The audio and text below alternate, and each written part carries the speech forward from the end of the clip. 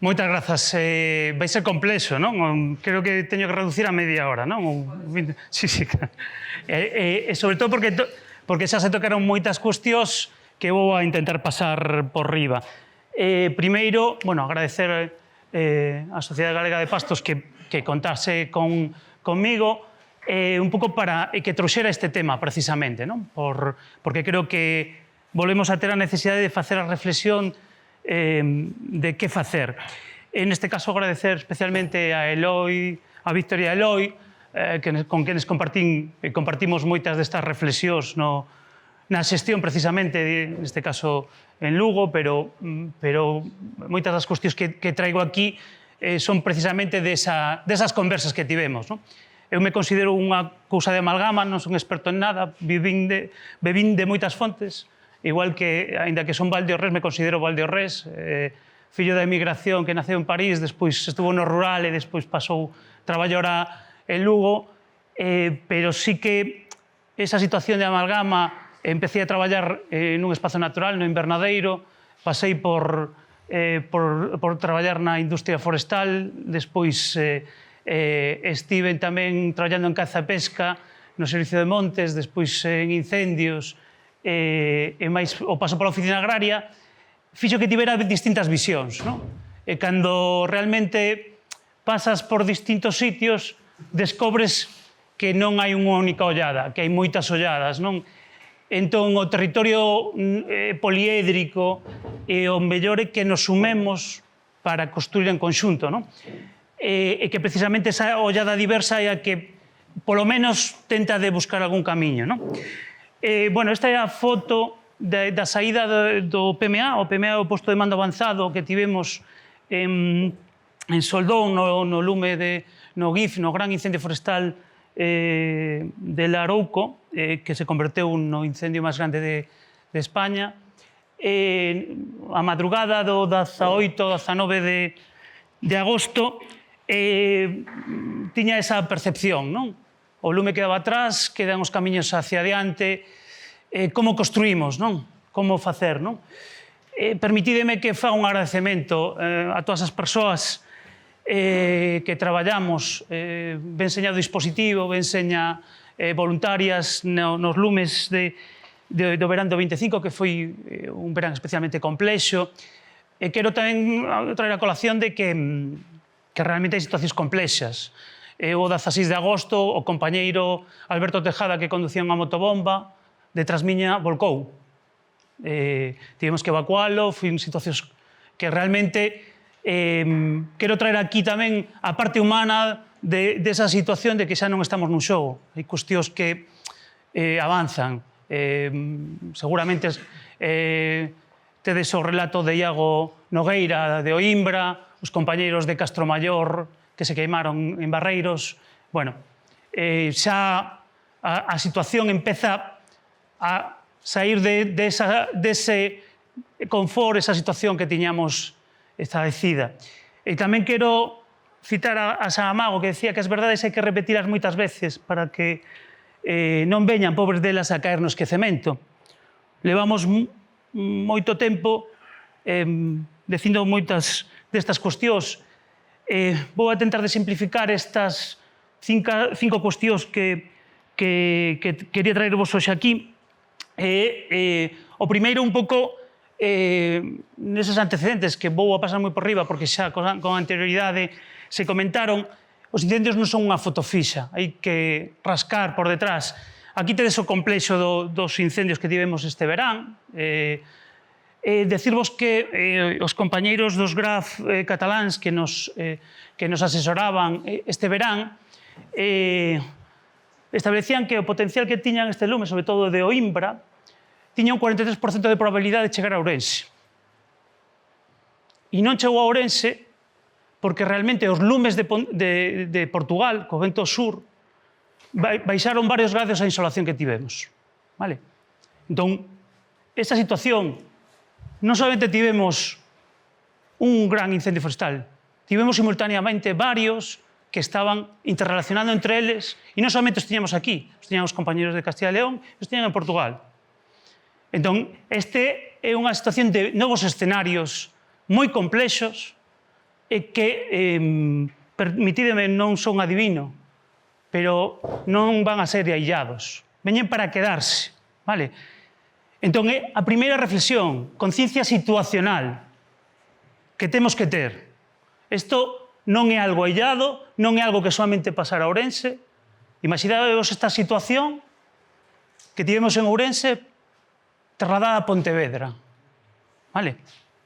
Non vou a poñer aquí escenarios fatalistas, pero a situación cambiaría moito. Vale? Non vou entrar aquí nos porqués, pero nesta situación non tivemos ninguna morte. Vale? Ollo se o escenario é distinto. Vale? Bueno, gran incendio de Chandresa de Queixa. Realmente a suma de varios incendios. Parafita, Requeixo, tivemos o Castro de Escuadro, Monte de Ramo, perdón, e Mormentelos, máis de 20.000 hectáreas. Entón, esta situación fai que teñamos que reflexionar sobre o que temos. A primeira cuestión é que temos unha cuestión que é moi bo, o crecemento de biomasa para a forraxe, para a produción, excepcional. Fixadevos como estamos situados no mapa de España e a nivel de provincias, a nivel de territorio norte, ten un crecemento moi importante. Está sacado do compañeiro Celso Coco, que vos recomendo, Educación Forestal e Forestal.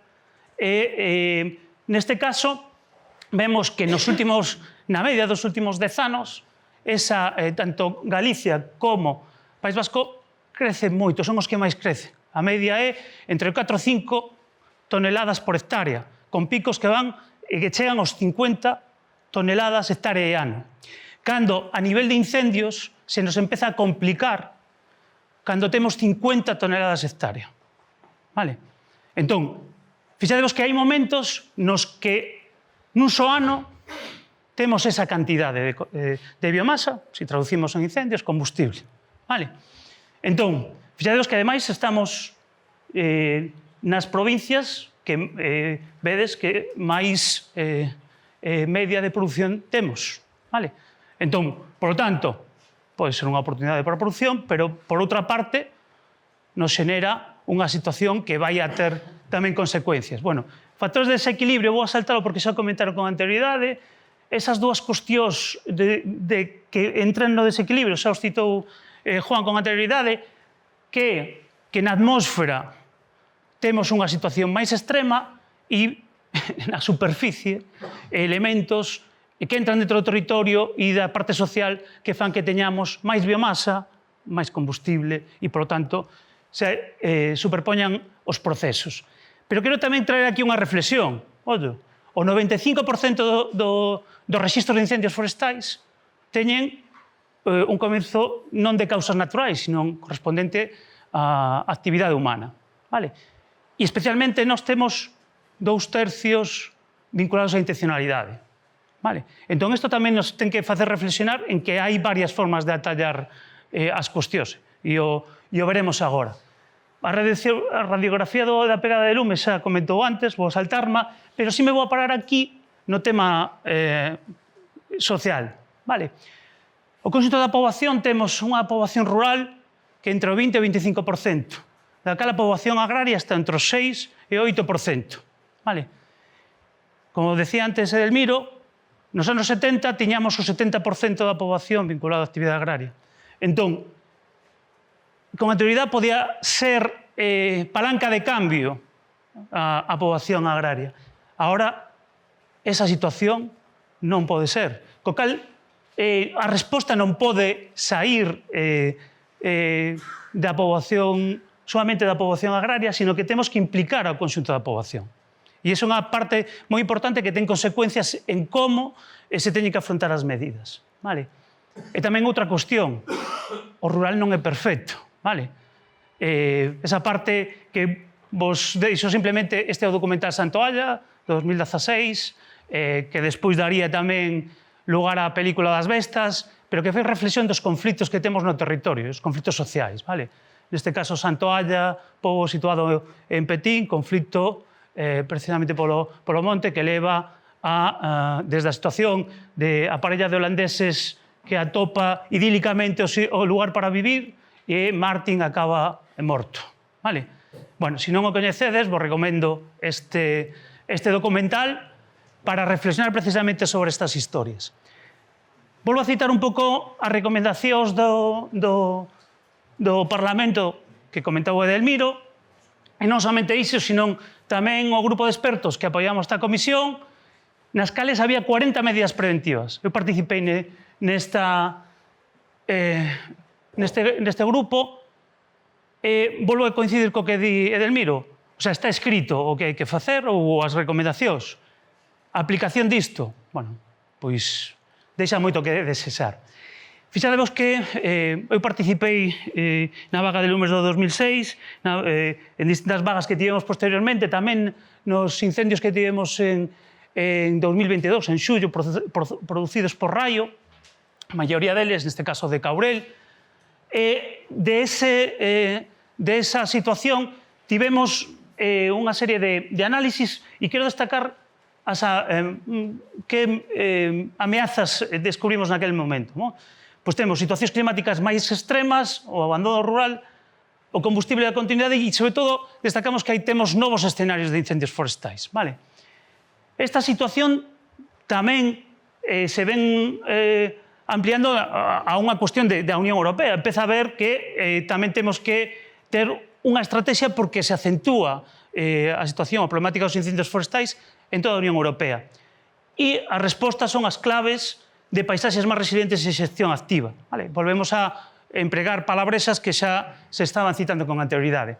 E quero incorporar aquí unha cuestión dentro deses novos escenarios que é a interfaz urbano-forestal, interfaz rural-forestal, que xa comentou tamén antes Edelmiro, porque fixadevos, isto é Veiga de Cascallá en xullo do 22, temos a rúa en agosto do 25, onde arde unha fábrica, onde, bueno, houve complicaciones, na estación de montaña de Manzaneda, onde tivemos que confinar a un campamento de pequenas e pequenas, o que comentaba desde San Vicente de Leira. Vale?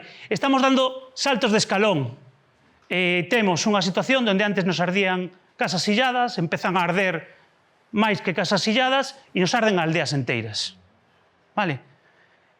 Como di o meu compañeiro Kiko Losada, antes toreábamos con algunhas novillas e agora temos que torear con miuras, e non solamente un, sino con toda a manada, vale? Que foi o que tivemos este verán. Entón, ollo, que esta é a situación que nos temos que enfrontar e, como digo, vai vir para quedarse en determinadas circunstancias e temos que empezar a pensar que facer ante os incendios de interfaz, vale? Como vamos a ter que afrontalos? Porque a improvisación non é boa, vale? Bueno, unha serie de imaxes, eu levei o sector da chegada do incendio á parte da rúa Vilamartín, bueno, son distintos momentos nos cales a xestión é moi complexa si previamente non estamos nin formados nin adestrados, nin hai unha planificación para facer fronte a esa situación. Entón, temos que comezar a saber que temos unha nova realidade donde hai unha serie de ameazas e riscos que temos que ser conscientes, que temos que comezar a saber que facer. Vale? Entón, que camiño queremos coller? Vale? A todo isto. Para min, e sigo insistindo, a base é a prevención. O mellor incendio, o mellor lume, é aquel que non se produce. E aquel que se produce temos que reducir as súas consecuencias, os seus efectos. Para min, ten 5 patas a prevención, que se fundamentan en 2 eixos. Xestión do territorio e máis o tema social, o tema da poboación. Son 2 elementos que van íntimamente unidos. Vale? Cales son esas patas? Pois a planificación, a participación e a implicación social, a valoración da prevención, a diversificación e, ao final, a cultura rural. Vale? Temos que conseguir os 5 elementos. E non é, como decía Edelmiro tamén, non é unha cuestión que teñamos que facer non vai a ter resposta aos resultados de forma inmediata, sino que se ten que construir con tempo. Vale? O obxectivo final é eso que tan manido que se chama aumentar a resiliencia. Que é a resiliencia? Que é o territorio señaquén de defenderse desa ameaza da chegada do lume. Pero temos que no territorio xerar cadea de valor. En este caso, para valorizar esa prevención, Marc Castelnau di que a solución pasa por crear economía rural. Bueno, Marc Castelnau é catalán, é un dos máximos expertos na extinción de incendios, pero vou insistir nesto, temos que xerar economía rural. Vale? E aquí é onde xera especial importancia a actividade agrogandeira. Vale? Me enseña con escolas de pastores ou con calquera actividade que ao final nos permita xerar esa diversificación, esa ruptura da continuidade que teñamos da biomasa. E quero traer aquí elementos un pouco de proxectos que noutros territorios se están implementando e que poden servirnos o mellor de exemplo. Neste caso, é o proxecto Ramat de Foc en Cataluña, onde, a través tamén de bombeiros forestais, pois traballan en valorizar eses produtos de traballo dentro desas áreas de xestión integral, dentro do que podrían ser as nosas faixas de xestión, e non soamente con ese efecto de pastoreo, sino que valoricen o produto final para que lle chegue á sociedade e realmente podamos ter, neste caso, unha marca que identifique esa situación. Vale? É un exemplo, como outros que pode haber. Recentemente fixadevos aí a noticia de que o Exército de Galicia necesita para axudar a combatir o fogo máis de 400.000 vacas, ovellas, cabras e pastoreo. Deriva tamén de unha recomendación a nivel europeo no tema dos sistemas gandeiros en extensivo. Ben, van todos na mesma liña e, polo tanto, esa parte está clara. Vale, pero como facemos? Antes se comentaba o mercado, ou que realmente hai determinadas cuestións onde se temos que valorizar dentro do contexto que temos. Pero hai situacións onde non chegamos ou non chega nin temos quen poda facer a xestión do territorio ou que poda facer esa extensión agrogandeira.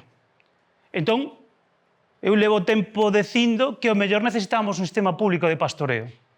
Vale? Habría que definir distintas cuestións. E como? Vale? Por qué?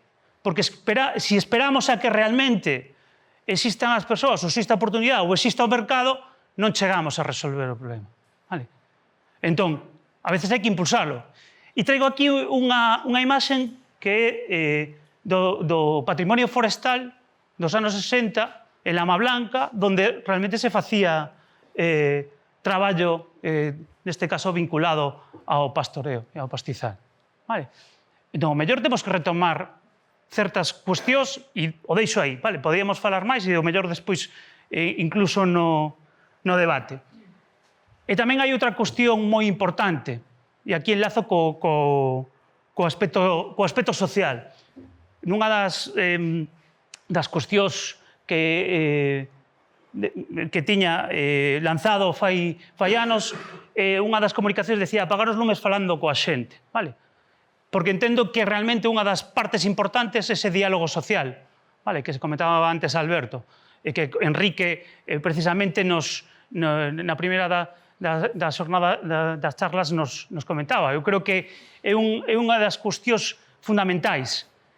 Temos que aumentar a concienciación da situación na que estamos, o que vos decía desa conciencia situacional, vale? Porque ás veces a experiencia pasada non predice o futuro, vale? Entón pensamos que a realidade que temos, vale, a podemos explicar co que ven de atrás, vale, pero non sempre é así. Entón, os novos escenarios que temos, vale, fan que teñamos que repensar como vamos a traballar o territorio, como vamos a xestionalo, vale? E para min unha das cuestións como ferramenta para poder incorporar esa xestión activa do territorio pasa por a planificación participada. Bueno, aquí me permitides, fago un pequeno paréntesis e entro nun sketch publicitario. A miña tesis doutoral, na que o presidente está aquí, Edelmiro, no 2014, era precisamente sobre o tema dos procesos participados na planificación forestal. Está escrito, hai que aplicalo. Porque, ao final, ordenar, xestionar e colocar cada cousa no seu sitio cun obxectivo. En este caso, o mellor é que se faga decidindo e construindo en conxunto. Porque se realmente queres ir rápido, vai só, pero se queres chegar lonxe, fai en conxunto. Entón, esa é unha premisa básica.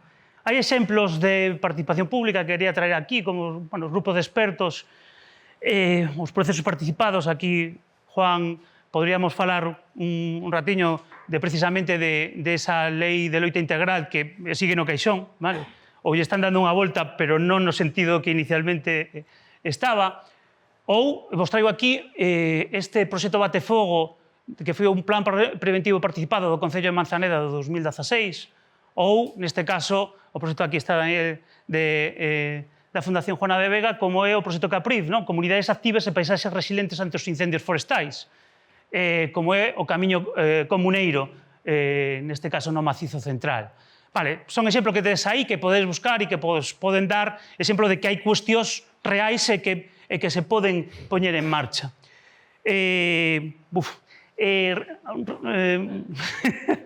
Quero contar moito e non teño tanto tempo. Entón, bueno, comentou o tema da necesidade de como compartimentar o territorio, e como facer que neste caso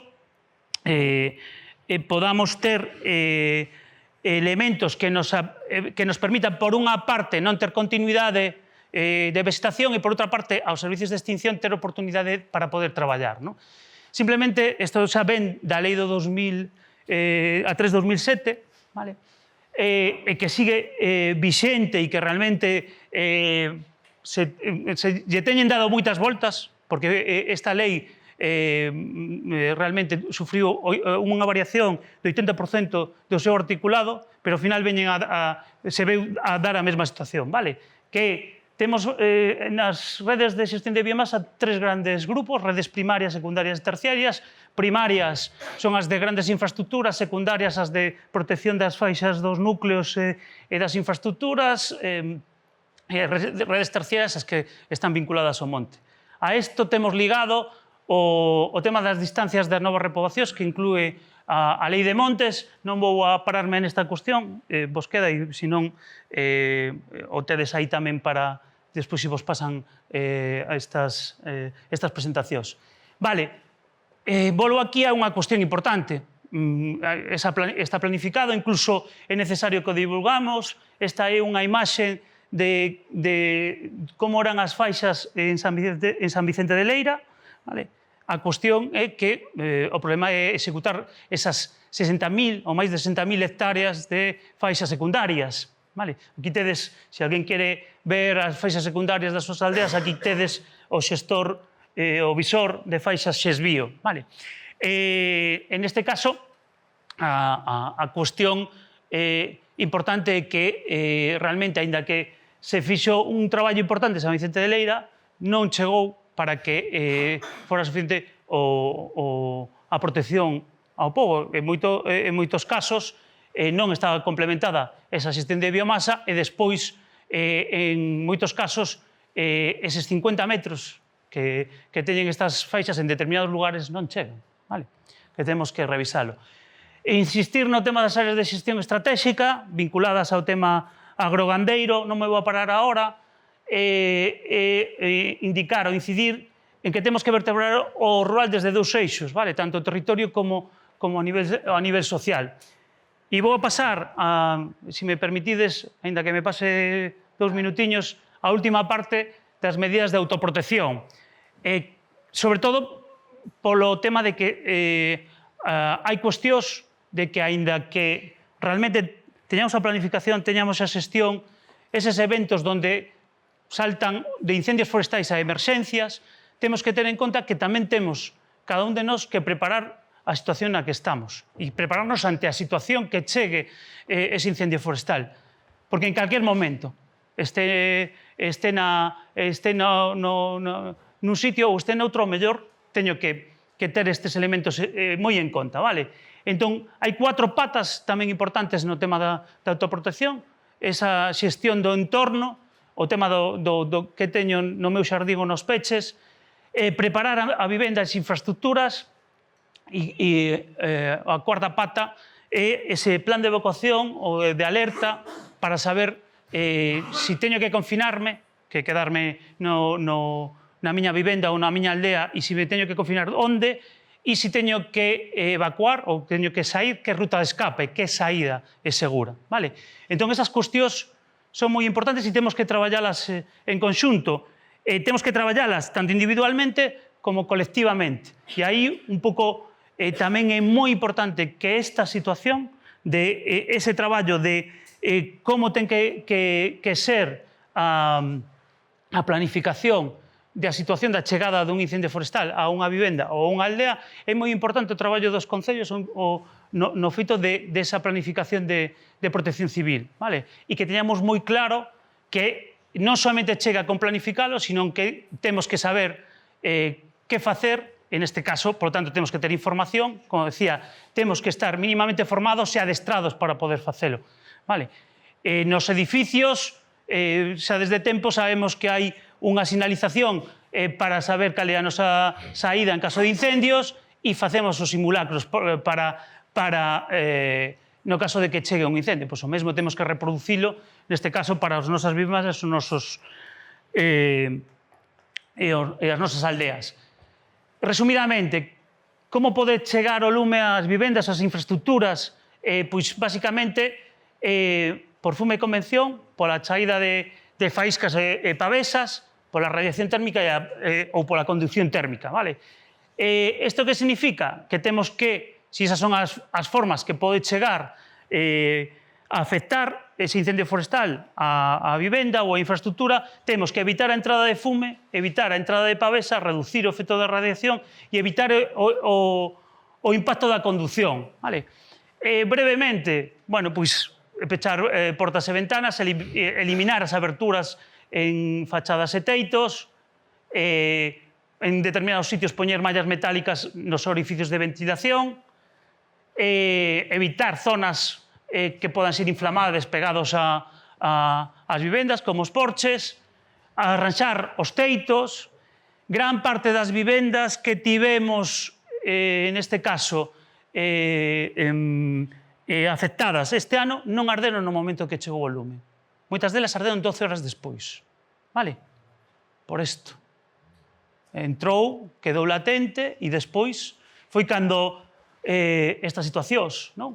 Temos os canalós cheos de determinados combustibles ou determinados elementos que fan que entre San Vicente de Leira comezou a arder nas vivendas abandonadas, das vivendas abandonadas pasou as que realmente estaban amañadas, vale? Entón, temos que afastar a vegetación das vivendas, ter segado e podado a vegetación, no tema de que utilizar no noso xardín é moi importante, neste caso non vou insistir, hai incluso toda unha ciencia que estudia a piroxardinería, vale? Que especies ou como compoñelas dentro dos xardíns, evitar toda esa situación que poda producir a chegada do lume ás vivendas, utilizar neste caso ventas que están esteprados dobres ou persianas metálicas, bueno, en este caso incidir no tema das faixas de protección, as soleiras ao redor da casa e evitar ter hortas abandonadas cerca da casa. Vale, isto supón moito custe? Vale, podemos pensar, bueno, pues realmente me vou a ter que deixar un diñeral. Bueno, pues na maioría dos casos este é un custe inferior aos 300 euros. Vale? Entón, xa para rematar e a modo de conclusión activa, de poder camiñar cara adiante, fronte ao lume cultura, vale? Temos que aproveitar a diversidade que temos no territorio a través dos circuitos cortos, vale? E temos que apostar por medidas que vertebren o uso rural tanto social como territorialmente, e temos que ter o principio da xestión comunitaria participada, vale? A través do diálogo social. E, finalmente, temos que camiñar conxuntamente, vale? Ese traballo en equipo, que ao final é o segredo que fai que a xente común consiga resultados pouco comuns. Bueno, con isto remato. Moitas gracias.